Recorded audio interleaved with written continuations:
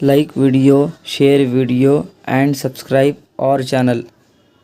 اعوذ باللہ من الشیطان الرجیم بسم اللہ الرحمن الرحیم لتجدن اشد الناس عداوة للذین آمنوا اليہود والذین اشرکوا ولتجدن اقربهم مودة للذین آمنوا الذین قالوا انا نصارى ذلك بأن منهم قسيسين ورهبانا وأنهم لا يستكبرون۔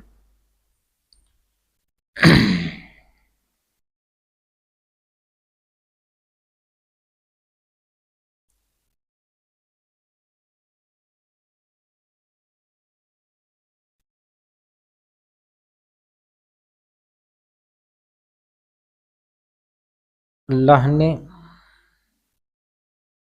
ہمیں اپنی کتاب سے نوازا ہے، اپنے کلام سے نوازا ہے۔ یہ کتاب ہمارے لیے ہدایت ہے، ہدی للعالمین، عالمین کے لیے ہدایت ہے۔ اللہ نے ہمارے لیے اس میں ہر قسم کی رہنمائی فرمائی ہے اور راستہ بتلایا ہے۔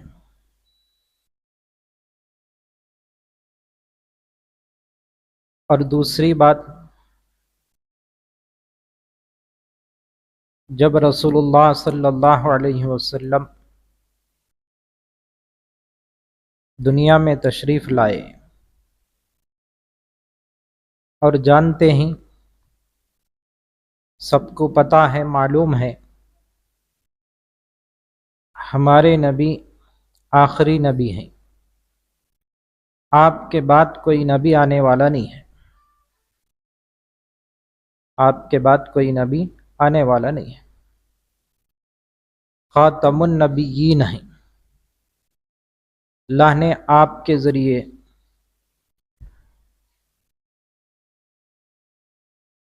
نبوت کی تعمیر کو ختم کر دیا۔ نبوت کی جو عمارت تھی، وہ عمارت آپ کے ذریعے سے مکمل ہو چکی۔ آپ کے بعد کوئی نبی آنے والے نہیں ہیں،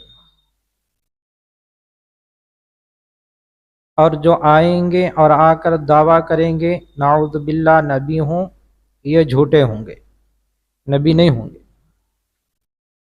اس لیے کہ نبی، آخری نبی میرے اور آپ کے آقا حضرت محمد مصطفیٰ صلی اللہ علیہ وسلم ہیں۔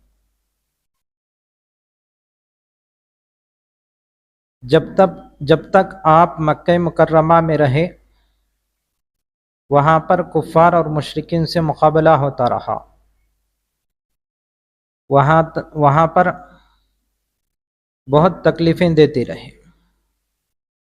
جب آپ وہاں سے مدینہ منورہ کو ہجرت فرما کر آئے، وہاں آنے کے بعد وہاں پر دشمن بڑھ گئے۔ وہاں پر پہلے سے یہود بھی تھے، نصارہ بھی تھے، اور ایک تیسری جماعت بھی تیار ہو گئی منافقین کی۔ یہود و نصارہ وہاں پر اس لیے تھے، انہوں نے اپنی کتابوں میں پڑھا تھا، آسمانی کتابیں تورات، زبور، انجیل، یہ آسمانی کتابیں ہیں، اللہ نے نازل فرمائے ہیں۔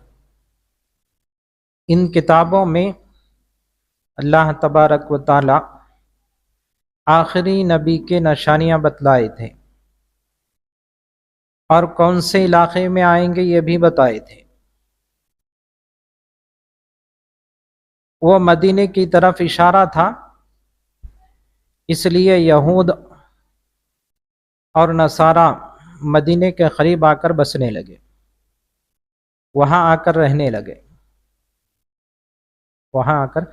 لگے، وہ اس انتظار میں تھے کہ آخری نبی آئیں گے تو یہیں پر آئیں گے، ہم یہیں سے پہلے سے رہیں گے اور آخری نبی سے ملاقات ہوگی، آپ پر ایمان لائیں گے۔ چنانچہ وہ وہاں پر بسنے لگے۔ اور جب اللہ کے نبی صلی اللہ علیہ وسلم دنیا میں تشریف لائے اور یہودیوں کو پتہ چلا کہ آخری نبی آ چکے ہیں اور وہ مدینے کو ہجرت بھی کر کر آ گئے ہیں، تو یہودیوں کو بڑی تکلیف ہوئی۔ اس تکلیف کی ایک وجہ یہ ہے، اور سب سے بڑی وجہ یہی ہے کہ حضرت ابراہیم علیہ السلام کے دو اولاد تھے، ایک حضرت اسماعیل علیہ السلام اور دوسرے حضرت اسحاق علیہ السلام تھے۔ حضرت اسحاق علیہ السلام کے بیٹے یعقوب، اور یعقوب علیہ السلام کے تقریباً 12 بیٹے تھے، ان میں سے ایک حضرت یوسف علیہ السلام تھے، اور انہی 12 بیٹوں کی طرف نسبت کرتے ہوئے ان کو بنی اسرائیل کہا جاتا تھا۔ ہمارے اکابرین فرماتے ہیں، حضرت مولانا طلحہ صاحب نقشبندی دامت برکاتہم فرماتے ہیں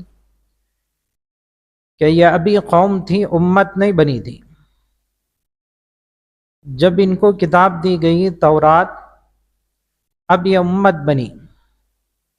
یہی 12 افراد تھے، اور اس میں جو احکامات دیے گئے ان تورات پر وہ پڑھنے لگے اور آگے چلنے لگے۔ جیسے جیسے زمانہ دور ہوتا جاتا تھا، یہ امت قبل مسیح کے عیسیٰ علیہ السلام کے آنے سے 1400 سال پہلے بنی۔ اسی طرح زمانہ گزرتا گیا، اور یہودی یہ سوچتے رہے کہ بنی اسرائیل کے اندر بہت سارے انبیاء علیہ السلام آئے ہیں۔ حضرت اسحاق علیہ السلام اور ان کے بعد یعقوب علیہ السلام، وہاں سے لے کر عیسیٰ علیہ السلام تک درمیان میں جتنے بھی انبیاء آئے وہ پورے کے پورے بنی اسرائیل میں سے تھے، حضرت اسحاق علیہ السلام کے اولاد میں سے تھے۔ تو یہودیوں کی یہ تمنا تھی کہ آخری نبی بھی اسی نسل میں آئے اور اسی حضرت اسحاق علیہ السلام کے اولاد ہی میں سے آئے۔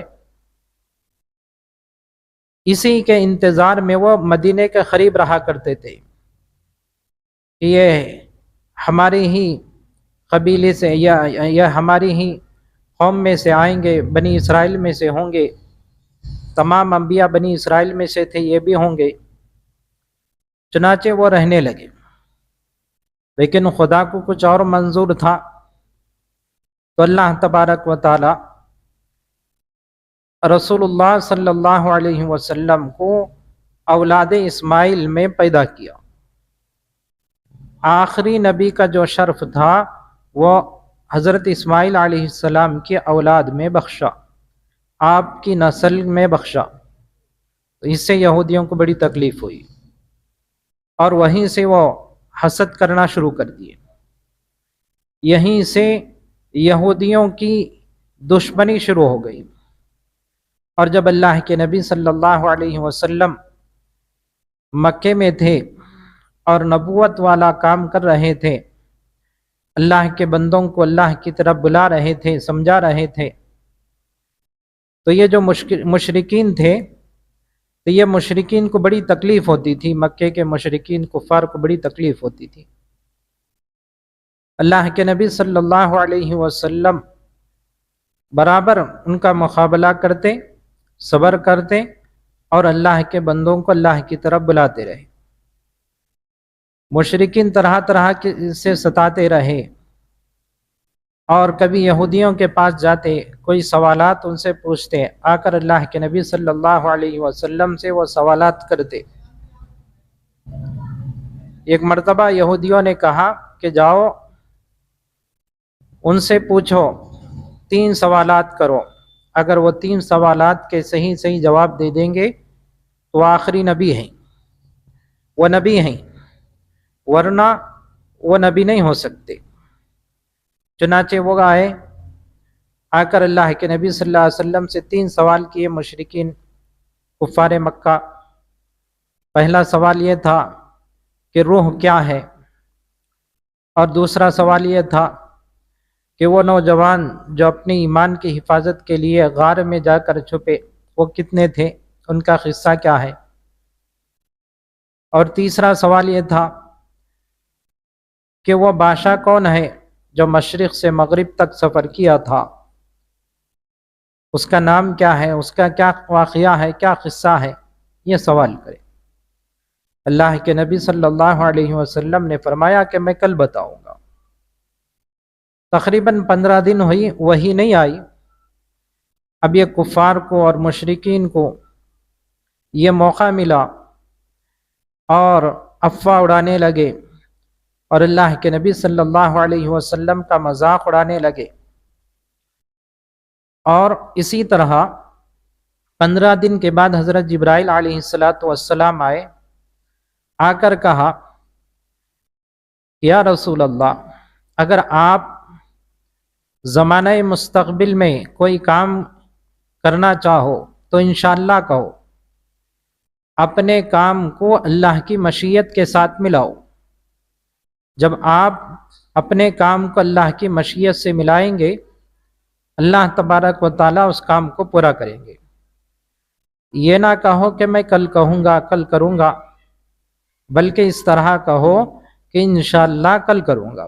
اپنے کام کو، اپنے مستقبل کے، آگے کے، فیوچر کے کام کو اللہ کی مشیت سے ملاؤ، اللہ کی مرضی سے ملاؤ، اس لیے کہ جو بھی کام ہوتا ہے وہ اللہ کی مرضی سے ہوتا ہے۔ چنانچہ اللہ کی مرضی سے اپنے کام کو ملاؤ۔ یہ 15 دن جو وہی نہیں آئی، اسی وجہ سے نہیں آئی۔ آئندہ سے اگر کوئی مستقبل میں کام کرنا ہے تو انشاءاللہ کہو۔ یہ انشاءاللہ کی نعمت اللہ کے نبی صلی اللہ علیہ وسلم کے اسی کی وجہ سے ملی ہے، یہ بڑی نعمت ہے۔ بہرحال اللہ کے نبی صلی اللہ علیہ وسلم ان تینوں سوالات کا جواب دے دیے، اور قرآن میں بھی اس کا ذکر ہے، سورہ کہف میں اور سورہ کہف سے پہلے، اور روح کے بارے میں ذکر کیا گیا۔ اس طرح اللہ کے نبی صلی اللہ علیہ وسلم ان تینوں سوالات کا جواب دیے، اور یہاں تک وہ خاموش نہیں رہے، بلکہ آپ کو ستاتے رہے، آپ کا بائیکاٹ کیا گیا، مسلمانوں کا اور حضور صلی اللہ علیہ وسلم کا بائیکاٹ کیا گیا۔ کوئی ان سے ملنا نہیں، کوئی بات کرنا نہیں، کوئی چیز ان کو بیچنا نہیں اور ان سے خریدنا نہیں، کوئی جا کر ہدیتاً کوئی چیز مسلمانوں کو دینا نہیں، اس طرح بائیکاٹ کر دیا گیا۔ تقریباً یہ بائیکاٹ 3 سال تک رہا۔ اس طرح کی دشمنی مشرکین کے دلوں میں تھی، جو ایمان والوں کے خلاف تھی، ایمان والوں کو مٹانا چاہتے تھے، ایمان والوں کو ختم کرنا چاہتے تھے، اور ایمان دنیا سے مٹ جائے، نعوذ باللہ، اللہ کے نبی صلی اللہ علیہ وسلم کو نقصان پہنچے، یہ تمنا تھی، اور اسی کی وہ کوششیں کیا کرتے تھے۔ جب اللہ کے نبی صلی اللہ علیہ وسلم ہجرت کر کر مدینے کو آئے، یہاں پر پہلے سے یہود تھے، نصارہ تھے، یہودیوں کی دشمنی اور بھی بڑھ گئی۔ پہلے سے اس انتظار میں تھے، اس تمنا میں تھے کہ آخری نبی ہمارے بنی اسرائیل سے ہوں گے، لیکن اللہ نے بنی اسرائیل سے آخری نبی کو نکال کر اپنی مصلحت سے حضرت اسماعیل علیہ السلام کے اولاد میں پیدا کیا۔ وہ غصہ تھا، وہ حسد تھا، چنانچہ مدینے کو جب آئے تو اللہ کے نبی صلی اللہ علیہ وسلم کو تکلیفیں دینا شروع کر دی، طرح طرح کی تکلیفیں دینا اور ستانا شروع کر دیا۔ ایک مرتبہ کا واقعہ ہے، کسی مقصد سے کوئی کام اللہ کے نبی صلی اللہ علیہ وسلم کے سامنے رکھ کر آپ کو بلا کر لے گئے اپنے علاقے میں، اور ایک دیوار کے نیچے بٹھائے، اور یہ چاہتے تھے کہ اوپر سے ایک بڑا پتھر آپ کے سر پر آپ پر ڈال دیا جائے، اور وہ بڑا پتھر گرنے کی وجہ سے، چٹان گرنے کی وجہ سے نعوذ باللہ آپ شہید ہو جائیں گے۔ اس طرح اللہ کے نبی صلی اللہ علیہ وسلم دنیا میں نہیں رہیں گے اور ہمارا کام مکمل ہو جائے گا۔ اس مقصد سے لا کر دیوار کے نیچے بٹھائے، اور دو آدمی اس دیوار کے اوپر چڑھ کر اوپر سے چٹان گرانے لگے، بڑا پتھر گرانے لگے۔ حضرت جبرائیل علیہ السلام آئے، آ کر آپ کو اطلاع کر دی، آپ فوراً یہاں سے اٹھ جائے۔ اللہ کے نبی صلی اللہ علیہ وسلم فوراً وہاں سے اٹھ گئے، وہ پتھر گر گیا نیچے۔ اللہ نے آپ کو حضرت جبرائیل علیہ السلام کو بھیج کر بچا لیا۔ اس طرح اللہ کے نبی صلی اللہ علیہ وسلم کو تکلیف دینے میں اور آپ کو نعوذ باللہ قتل کرنے کی بہت ساری کوششیں یہودیوں نے کیا۔ آپ پر جادو کیا گیا، ایک یہودی آپ پر جادو کیا، اس کی وجہ سے آپ کو بڑی تکلیف ہوئی۔ وجہ یہی کہ یہ جو آخری نبی ہیں حضرت اسماعیل علیہ السلام کے اولاد میں سے ہیں، کچھ دشمنی نہیں، کوئی چیز ان سے لیے نہیں، کوئی رشتہ داری نہیں، کوئی چیز نہیں، بلکہ صرف یہی وجہ کہ اللہ کے نبی صلی اللہ علیہ وسلم کو، آخری نبی کو اللہ نے حضرت اسماعیل علیہ السلام کے اولاد میں پیدا کیا۔ حالانکہ وہ یہ چاہتے تھے کہ حضرت اسحاق علیہ السلام کے اولاد میں سے آ جائے، تمام انبیاء اسی میں آئے ہیں، آخری نبی بھی اسی میں آ جائے۔ نہیں آئے تو انہوں نے اللہ کے نبی صلی اللہ علیہ وسلم سے دشمنی کی اور مسلمانوں سے دشمنی کی، طرح طرح سے ستاتے رہے، تکلیفیں دیتے رہے، یہاں تک کہ جو جنگ خندق ہے، وہ جو واقعہ پیش آیا وہ اسی بنیاد پر پیش آیا کہ کفار مشرکین سب کو وہ بلائے اور ان سے کہا کہ تم باہر سے حملہ کرنا، ہم یہاں اندر سے حملہ کریں گے۔ اللہ کے نبی صلی اللہ علیہ وسلم دونوں کا انتظام فرمایا، اور یہاں باہر کے پہلے لوگوں کو مار کر بھگائے، بعد میں یہودیوں سے انتقام لیا اور ان کو مدینے سے بھگا دیا، اور کہا کہ قیامت تک یہ یہودی مدینے کے اندر داخل نہیں ہوں گے۔ تو اس طرح کی دشمنی یہود اور مشرکین کے درمیان تھی۔ مشرکین مسلمانوں سے دشمنی کیا کرتے تھے، اسی کی طرف اشارہ کرتے ہوئے اللہ تبارک و تعالی یہاں اس آیت میں فرما رہے ہیں، لَتَجِدَنَّ أَشَدَّ النَّاسِ عَدَاوَةً لِلَّذِينَ آمَنُوا الْيَهُودَ وَالَّذِينَ أَشْرَكُوا۔ اے پیغمبر، آپ سب سے زیادہ مومنوں کی دشمنی میں سخت یہود اور مشرکین ہیں۔ یہ بڑے سخت ہیں، بڑی سختی سے یہ دشمنی کرتے ہیں مومنین کی اور مشرکین کی۔ جس طرح کے واقعات میں بتایا آپ کے سامنے کہ مشرکین اللہ کے نبی صلی اللہ علیہ وسلم کو اور صحابہ کو کس طرح تکلیف دیتے تھے، اور اسی طرح یہود کس طرح تکلیف دیتے تھے۔ اس زمانے میں 4 طرح کے دشمن تھے، ایک مشرکین تھے، یہود تھے، نصارہ تھے اور منافقین تھے۔ اللہ نے دشمنوں کی فہرست میں سب سے پہلا نام یہودیوں کا ذکر فرمایا اور دوسرا نام مشرکوں کا ذکر فرمایا۔ الیہود والذین اشرکوا، ایمان والوں سے سب سے زیادہ دشمنی کرنے والے یہود ہیں، ان کے بعد مشرکین ہیں، ان کے بعد مشرکین۔ یہ اس زمانے سے چلتا ہوا آ رہا ہے، ابھی تک بھی باقی ہے۔ جو ہمارے اس ملک کے اندر جو فسادات وغیرہ ہو رہے ہیں، یہ اس کی وجہ یہی وجہ ہے کہ یہاں جو قرآن میں ذکر کیا گیا اسی کی طرف اشارہ ہے۔ یہ مختصر سی جماعت ہے، حالانکہ برادران جو وطن ہیں ان کی کثیر تعداد 90%، یہ 90.5% یہ ہماری برادری کے ہیں، یہ ہمارا احساس رکھتے ہیں، ہم سے محبت کرتے ہیں۔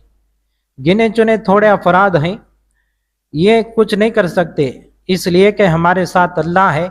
اگر ہم اللہ کی رسی کو مضبوطی سے تھامے رکھیں تو اللہ کی ذات سے امید ہے کہ ہمارا کچھ نقصان نہیں ہوگا۔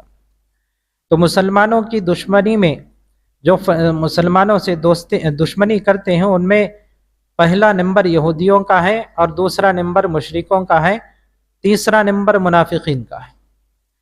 عیسائی ان تینوں سے تھوڑا بہتر ہے، اس لیے اللہ تعالیٰ آگے اسی کی طرف اشارہ کر رہے کہ جب مسلمان مکے میں بڑے پریشان تھے، ہجرت کا حکم ہوا تو اللہ کے نبی صلی اللہ علیہ وسلم صحابہ کو حکم دیے کہ ہجرت کرو، تو صحابہ کی ایک جماعت حبشہ کی طرف ہجرت کی، اور حبشہ میں یہ نصارہ رہا کرتے تھے، عیسائی رہا کرتے تھے جو حضرت عیسیٰ علیہ السلام کو مانتے تھے۔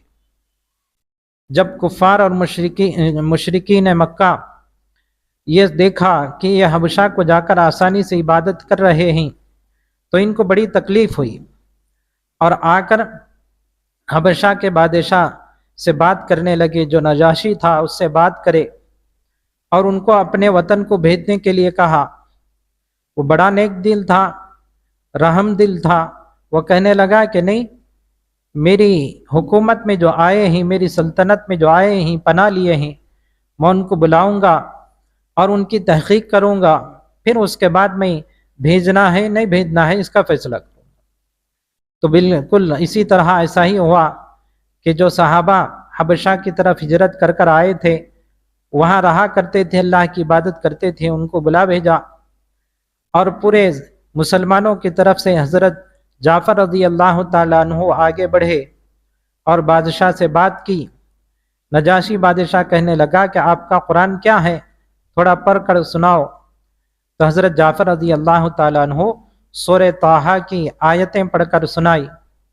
نجاشی بادشاہ اور اس کے درباری رونے لگے، کہنے لگے ارے یہ تو وہی کلام ہے جو حضرت عیسیٰ علیہ السلام کیا کرتے تھے، اور کہنے لگا کہ میں ان کو واپس نہیں بھیجوں گا، اور مسلمانوں سے کہنے لگا کہ آپ کی مرضی، آپ جب تک چاہیں یہاں پر رہ سکتے ہیں، اور رہ کر آپ اپنی عبادت کو انجام دے سکتے ہیں۔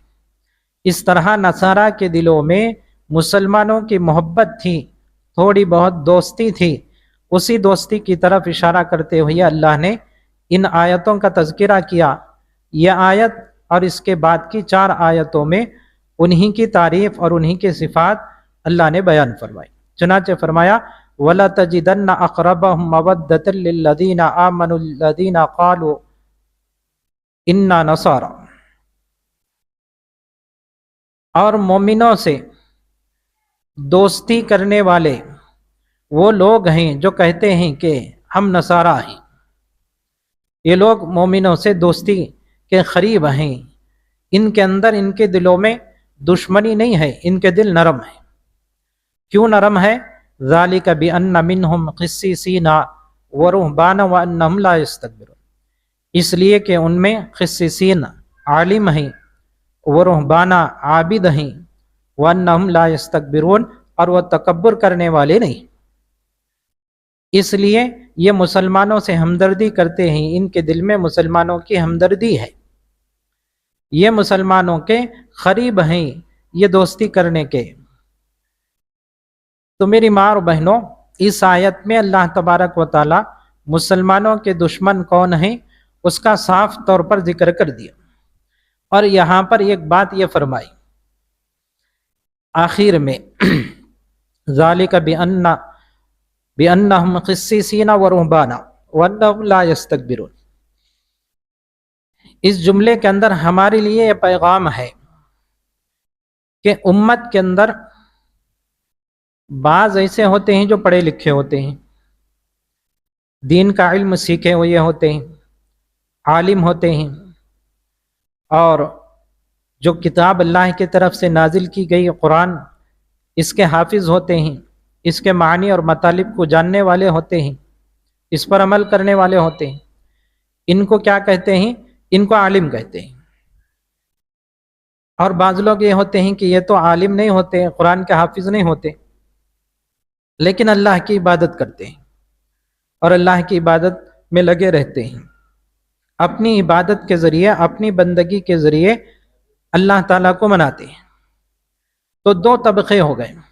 ایک طبقہ ایسا رہا امت کا کہ یہ جس کو عالم، علماء، عالمہ، आलिमात कहा जाता है, जो मदरसे के अंदर आते हैं, तालीम हासिल करते हैं, कुरान सीखते हैं और फिर इसी तरह कुरान के मानी और मतलब को सीखते हैं, उसको अपनी ज़िंदगी में लाते हैं और ये दूसरों को सिखाते हैं। कुरान दूसरों को सिखाते हैं, कुरान की तालीमात दूसरों को सिखाते हैं। जिस तरह अल्लाह के नबी सल्लल्लाहु अलैहि वसल्लम कुरान सिखाए, जिस तरह सहाबियात ये ख़ुद कुरान सीखे, कुरान के मानी और मतलब को सीखे और दूसरे सहाबियात को सिखाए, उम्मत तक ये पैगाम पहुँचाए। इस उम्मत में ऐसे आलिमात, ऐसे आलिमा रहते हैं जो दीन सीखते हैं और दूसरों को सिखाते हैं। वह आलिमात और वह इल्म दीन हासिल करने की जगह ये मदारिस हैं जहां आज ये तफसीरी प्रोग्राम चल रहा है। अब हम मदरसे में पढ़ रहे हैं, अब ये हमारी जिम्मेदारी है कि जो कुछ हम मदरसे में सीखे हैं इस पर अमल करने वाले बने। एक मैदान यह होता है सीखने का और दूसरा मैदान वो होता है सीखने के बाद उस अमल को करने का। जब तक हम मदरसे में रहे, सीखते रहे, हालांकि अमल जो है जैसा जैसा सीखे उसी तरह अमल करते हुए जाना है।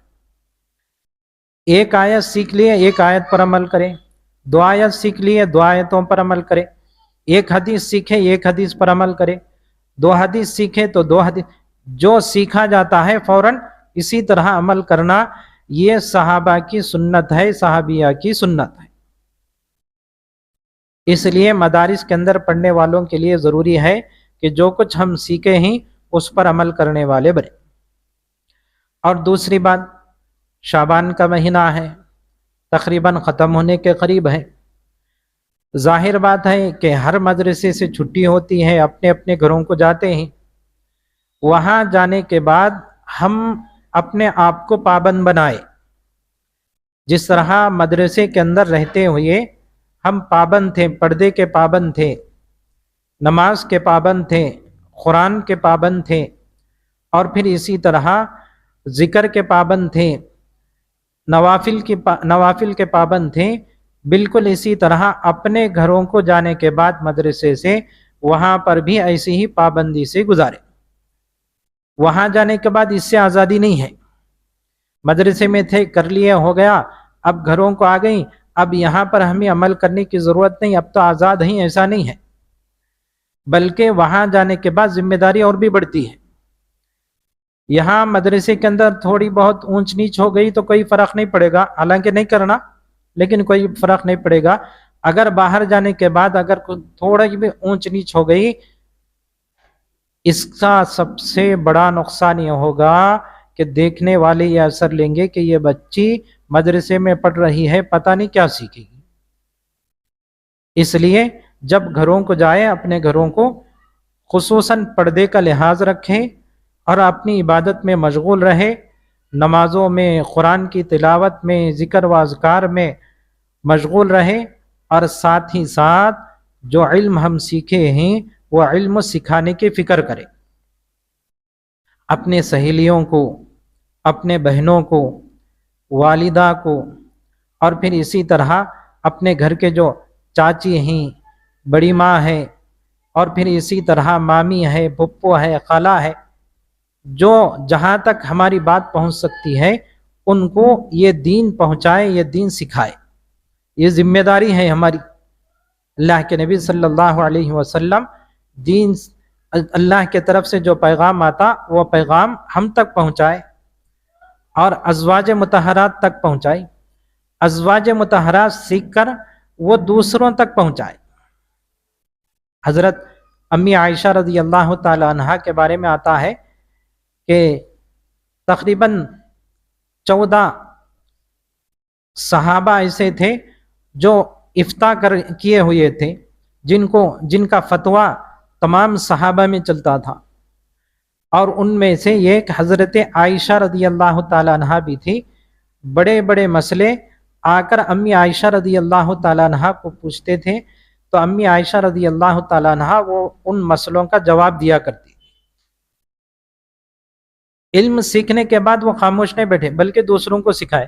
اب یہ ہماری ذمہ داری ہے کہ ہم مدرسے کے اندر جو سیکھے ہیں اپنے گھروں کو جانے کے بعد وہ دوسروں کو سکھانے کی فکر کریں۔ اپنے محلے میں یا اپنے گاؤں میں جہاں مستورات کی تعلیم ہوتی ہے اس میں اپنے آپ کو لے جائے، وہاں بٹھائے اپنے آپ کو، اور وہاں جو مستورات آتے ہیں ان کے سامنے تعلیم کرے، ان کو دین سمجھائے، ان کو قرآن سمجھائے۔ اس لیے کہ عورتیں قرآن تو پڑھتی ہیں لیکن ان کو تجوید سے قرآن پڑھنا نہیں آتا۔ یہ بچیوں کی ذمہ داری ہے جو مدرسے میں پڑھ کر جا رہے ہیں، ان کی ذمہ داری ہے کہ ان عورتوں کو، ان مستورات کو یہ قرآن صحیح کرائے، یہ قرآن صحیح کرائے۔ وہاں جانے کے بعد، اپنے گھروں کو جانے کے بعد سب چھوڑ دیے، نماز پڑھنا چھوڑ دیے، قرآن پڑھنا چھوڑ دیے، ذکر کرنا چھوڑ دیے، اور بے پردگی کرنے لگے، فون دیکھتے ہوئے بیٹھ گئے، جو آج کل کا فتنہ سب سے بڑا فتنہ ہے۔ تو اس سے وہاں کے رہنے والوں کو برا اثر ہوگا۔ لوگ یہ سمجھیں گے ارے یہ بچی مدرسے کو جاری اتنی بگڑ گئی ہے، ہماری بچیاں اسکول کو جاری، کالج کو جاری، لیکن ایسے کامہ نہیں کرتی، یہ بچی مدرسے کو جا کر ایسے کامہ کرے گا۔ مدرسے کو بچیاں کو نہیں چھوڑنا دے، دوسرے کون بھی لا کر مدرسے کو چھوڑنے کے لیے تیار نہیں ہوں گے۔ ہمیں ایسے نہیں بننا، بلکہ ہمیں خیر کا ذریعہ بننا۔ ہم اپنے اخلاق کو، اپنے عادات کو ایسے بنانا کہ وہاں جانے کے بعد لوگ ہمارے رہن سہن کو، ہمارے ملنے کو، ہمارے بات کرنے کو، ہمارے اخلاق کو دیکھ کر یہ تمنا کریں یہ بچی جس مدرسے میں پڑھ رہی ہے میں بھی اسی مدرسے میں لے جا کر ہم اپنی بچی کو چھوڑوں، تاکہ ہماری بچی کے اندر بھی ایسے ہی اخلاق آ جائے۔ ایسے اخلاق لے کر جانا اور وقت گزارنا، جتنا وقت دیا گیا ہے مدرسے کی طرف سے وہ وقت چھٹی میں مکمل کرنا، پھر واپس آنا اور آگے کی تعلیم حاصل کرنے کی فکر اور کوشش کرنا۔ یہ خصیصین ہے، ذالک بأنہم خصیصین، یہ خصیصین ہے۔ اور دوسری بات اس کے اندر یہ ہے ورہبان، یہ ایک تو عالموں کے بارے میں، اور ایک دوسری بات اس کے اندر یہ بتائی کہ ورہبانا، عابدین، جو عالم نہیں ہیں، جو قرآن پڑھنا نہیں جانتے، ان کے لیے اللہ کی عبادت ہے، چاہے وہ کون بھی ہوں۔ صرف علماء ہی اللہ کی عبادت کریں گے ایسا نہیں، بلکہ ایمان والوں کے لیے ضروری ہے کہ وہ اللہ کی عبادت کریں۔ تو اللہ کی عبادت کرتے رہنا، اللہ کا جو حکم آئے اس کو پورا کرنا۔ اب دیکھو ہمارے سامنے رمضان کا مہینہ ہے، رمضان میں خوب اللہ کی عبادت کرنا، خصوصاً رمضان کے مہینے میں روزوں کا حکم دیا گیا، روزوں کی پابندی کرنا، اور پھر اسی طرح کہ تراویح کا حکم دیا گیا، مکمل 20 رکعت تراویح پڑھنا، اس میں کوئی بھی شارٹ کٹ نہیں ہے، مکمل کرنا۔ ایک ہی راستہ ہے 20 رکعت کا، 20 رکعت مکمل پڑھنا، کوئی بھی اس میں شارٹ اور رعایت نہیں ہے، کوئی بھی ڈسکاؤنٹ نہیں ہے، مکمل 20 رکعت ہم پڑھیں گے تو بڑا فائدہ ہوگا۔ تو ایک ہے رمضان میں روزوں کی پابندی، دن میں روزہ رکھنا اور رات میں تراویح پڑھنا، اللہ کے سامنے کھڑے ہو کر۔ اگر مکمل قرآن پڑھنا آتا تو مکمل قرآن پڑھنا، اگر مکمل قرآن پڑھنا نہیں آتا تو جو سورہ ہمیں یاد ہے وہ سورہ تراویح کے اندر مکمل کرنا، اس کو پڑھنا چاہیے۔ تو یہ کام ہمارا ہے، چاہے یہ کون بھی ہو، عالمات ہوں یا غیر عالمات ہوں، سب کے لیے رمضان کی محنت ضروری ہے، اور اس کے ساتھ ساتھ قرآن کی تلاوت کرنا۔ روزے معاف نہیں ہیں، روزے تو جو بالغ ہیں وہ رہنا ضروری ہے، ہاں البتہ اللہ کی طرف سے جو چھٹی ملتی ہے وہ اللہ کی طرف سے چھٹی ہے، وہ اس کی بات نہیں ہے۔ اس کے علاوہ دوسرے موقعوں پر روزہ چھوڑنا، یہ چھوٹی چھوٹی بیماری کی وجہ سے یہ صحیح نہیں ہے، بلکہ روزوں کو رکھنا اور اس کو ادا کرنا ہے۔ روزہ جیسا ہی بالغ ہو گئے اب فرض ہو جاتا ہے، جیسا رمضان کا مہینہ آ گیا فرض ہو گیا، کسی وجہ سے روزہ معاف نہیں ہے۔ ہمارے ہی علاقے کی ایک کارگزاری ہے کہ ایک مستورات سے باتوں میں ان کے گھر کے اندر روزہ رکھتے ہیں، ہاں روزہ رکھتے ہیں۔ اچھا کہتے نہیں رکھنی، نہیں میں اکیلی رکھتی ہوں اس لیے کہ بچہ ہے وہ کہاں رہ سکتا، نہیں رہ سکتا، اس لیے میں اکیلی روزہ ہوں گھر کے اندر۔ اب وہ بھی ایک جنا ہے انہیں کمانے والا، تو اس سے پوچھا گیا ماں صاحب سے کہ آپ کے بچے کی عمر کیا ہے؟ تو ماں صاحب کہنے لگی کہ میرے بچے کی عمر 40 پر 5 سال کی ہے، 40 پر 5 سال کی ہے، ابھی وہ بچہ ہے روزہ رکھنے کے قابل نہیں۔ استغفر اللہ۔ ایسے بہانے عورتوں کے پاس بہت زیادہ رہتی، نہیں چھوڑنا روزہ کسی بھی حالت میں نہیں چھوڑنا۔ رمضان میں خصوصاً روزے کی پابندی، روزہ فرض ہے، ہر حال میں رکھنا ہے۔ 100 روپے کسی کے پاس قرضہ لیے تو دینا چاہیے۔ میں کیا بھی کما سکتی نہیں، میرا شوہر میرے کو دیتا نہیں، بولے تو دینے والی چپکے نہیں رہے گی، کھینچ لے تک نہیں چھوڑتی۔ 100 روپے نہیں دی تو کیا دوسری چیز اس سے بھی مہنگی چیز، 100 روپے سے بھی زیادہ مہنگی چیز لے کر جائے۔ یہ روزہ ایسا ہمارے اوپر فرض ہے، ہر حال میں رہنا ہے۔ اور دوسری چیز قرآن کی پابندی۔ رمضان میں سے بڑا تعلق قرآن کا ہے۔ قرآن کو اللہ نے رمضان میں نازل فرمایا، خصوصاً رمضان میں بہت زیادہ قرآن پڑھا۔ ہم بارہا کتابوں کے اندر پڑھے ہیں کہ بڑے پہلے زمانے کی عورتیں روزانہ 10 پارے، 15 پارے، 17 پارے، 18 پارے، فضائل اعمال میں بھی ہے کہ روزانہ گھر کے کام کاج کے ساتھ پڑھتی ہیں۔ یہ تو اس زمانے کی بات ہوئی۔ اس زمانے میں بھی اللہ کا شکر ہے، اللہ کا احسان ہے، اللہ کا لاکھ لاکھ شکر ہے، اللہ آج بھی ایسے عورتوں کو ہمارے اس گئے گزرے زمانے میں رکھا ہے کہ رمضان میں الحمدللہ کرنول ہی کے اندر ایسی عورتیں بھی ہیں کہ روزانہ 3 پارے پڑھنے والی، روزانہ 1 منزل پڑھنے والی، روزانہ 10 پارے پڑھنے والی، میں یہاں تک جانتا ہوں۔ روزانہ گھر کے کام کاج کرتے ہوئے 10 پارے پڑھنے والی ہیں۔ 3 دن کو یہ قرآن، پورے مہینے میں تقریباً 7 قرآن 8 قرآن ان کے ختم ہوتے ہیں۔ 3 دن کو یہ قرآن، 15 دن کو 5 قرآن، 21 دن کو 7 قرآن۔ کتنا بڑا فائدہ ہے۔ آج بھی اس گئے گزرے زمانے میں ہے۔ اب ہمیں یہ بول لیتے بیٹھیں گھر میں پکانا ہے، بچوں کو بھیجنا ہے، اسکول کو جانے کے لیے تیار کرنا، انہوں ستاتی، ان کو یہ کرنا، ان کو یہ کرنا۔ ہماری زندگی اس میں جاری، 30 سال ہو گئے، 40 سال ہو گئے، 50 سال ہو گئے، یہ بول لینے میں چلے جا رہی۔ کرنے والے کر رہی، پڑھنے والے پڑھ رہی، کرنے والے کرتے ہیں، پڑھنے والے پڑھتے ہیں۔ اب ہماری زندگی اس میں جاری، اس لیے یہ بہانے نہیں بلکہ محنت کریں گے، کوشش کریں گے، اللہ تعالیٰ کیا کرتے ہیں، راستے کھولتے ہیں، اللہ تعالیٰ موقع دیتے ہیں پڑھنے کا، اور پڑھنے والے پڑھتے بھی ہیں۔ ہمیں بھی محنت کریں گے، کوشش کریں گے، اللہ سے مانگیں گے قرآن پڑھنے کی توفیق اللہ ہمیں بھی دیں گے اور پڑھنے والے بنیں گے۔ قرآن جتنا پڑھا جائے گھر میں اتنی برکتیں رہتی۔ تو میری ماں اور بہنوں، یہاں اس آیت کے اندر یہی کہا جا رہا ہے کہ دیکھو، ایک ہے خصیصین عالمہ اور ایک ہے رہبانیت، عبادت۔ یہ عبادت سب کرنا، عالمہ بھی کرنا، غیر عالم بھی کرنا۔ اور یہ حکم بھی دیا گیا کہ جب تم عبادت کر رہے ہو اور علم حاصل کر رہے ہو تو تکبر نہیں آنا، وَأَنَّهُمْ لَا يَسْتَكْبِرُونَ، وَأَنَّهُمْ لَا يَسْتَكْبِرُونَ، تکبر نہیں آنا۔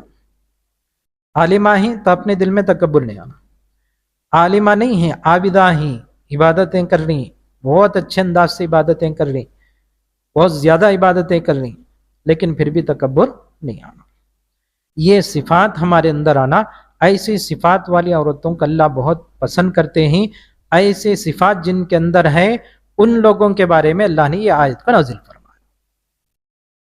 اللہ سے دعا ہے کہ اللہ تعالی ہمیں قرآن کے اس پیغام کو سمجھنے کی اور اس پر عمل کرنے کی توفیق عطا فرمائے۔ الحمدللہ رب العالمین، اللہم صلی علی سیدنا محمد وعلی آل محمد وبارک وسلم۔ ربنا آتنا فی الدنیا حسنۃ وفی الآخرۃ حسنۃ وقنا عذاب النار۔ اے اللہ ہمارے گناہوں کو معاف فرما، خطاؤں کو درگزر فرما۔ اے اللہ آج کے ہمارے یہاں جمع ہونے کو اللہ قبول فرما۔ یا اللہ ہمارے اس تفسیر کو اللہ قبول فرما۔ اے اللہ ہم انسان ہونے کے ناطے عمدن اور سہون اللہ سمجھنے میں، سمجھانے میں اللہ جو غلطی ہوئی ہے اللہ اس کو معاف فرما کر صحیح سمجھنے کی اور اس پر عمل کرنے کی توفیق عطا فرما۔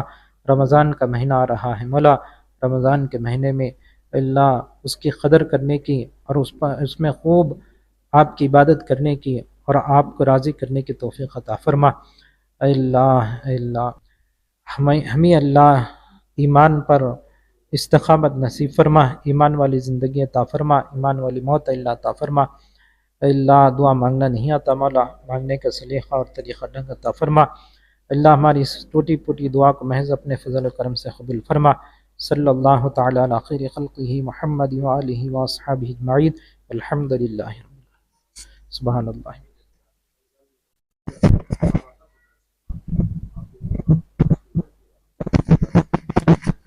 اچھا، یہ اعلان یہ بھی ہے کہ اب رمضان کا مہینہ آئندہ جمعہ سے شروع ہو جائے گا، تقریباً اس سے پہلے ہی شروع ہو جائے گا، اس لیے رمضان کے مہینے میں بھی یہ سلسلہ رہے گا، تھوڑا وقت بدلے گا، صبح 10 بجے سے 12 بجے تک رہے گا یہی پروگرام انشاءاللہ۔ آپ تمام خواتین سے گزارش ہے، مسترات سے گزارش ہے کہ آپ خود بھی آئیں اور اپنے محلے میں جو بھی رہتے ہیں ان کو بھی تشکیل کر بلا کر لائیں، انشاءاللہ ثم انشاءاللہ بڑا فائدہ ہوگا۔ علماء اکرام آتے رہیں گے، بات کرتے رہیں گے، اس لیے تمام مسترات سے گزارش ہے کہ آئیں 10 سے 12 تک، ہر جمعہ 10 سے 12 تک ہوگا انشاءاللہ۔